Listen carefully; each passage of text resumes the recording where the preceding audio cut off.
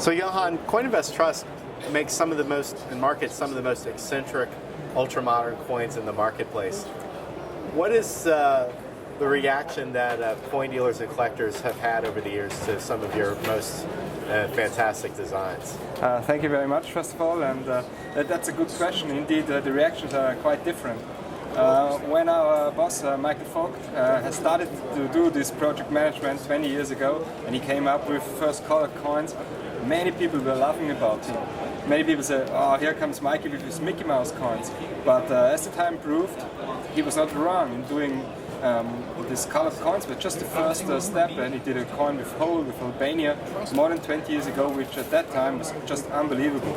But now then, he and his team, they were at that time really small, like 5 people, they started to continuously make small innovations more and more on the coins.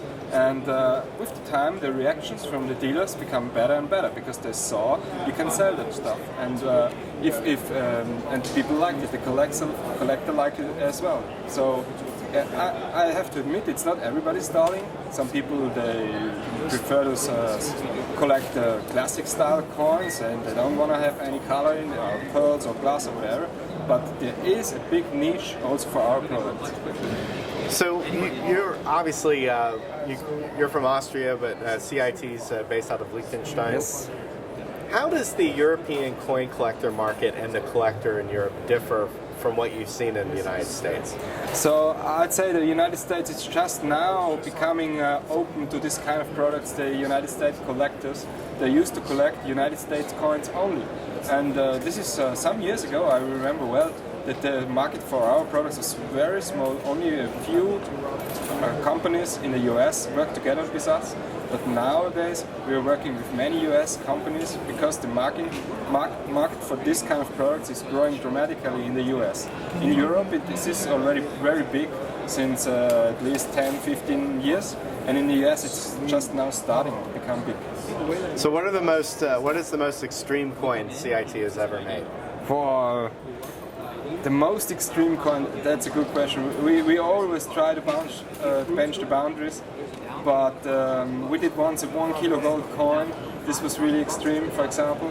Or we make things like the space-time continuum, which recently was also awarded with prizes for the most innovative coin, where we put a magnet inside, and it's just out of the box thinking with coins that nobody knew that you could do that. So obviously the types of coins that CIT develops require stretching the boundaries and creating new technologies for striking coins. Yes. What impact do you think CIT's innovation will have on the minting industry, state mints as a whole, 10, 20 years from now? So I think they have great impact because we have been working together with our friends and partner BH Meyer in Munich, which I personally think is the best mint in the world.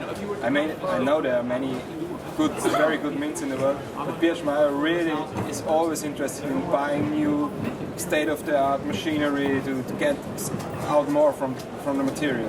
And the state mints, sooner or later, they also want to try to improve, and some of them are quicker, some of them are less quick, but in 10 to 20 years I'm sure all of the fancy state mints also have really good technology.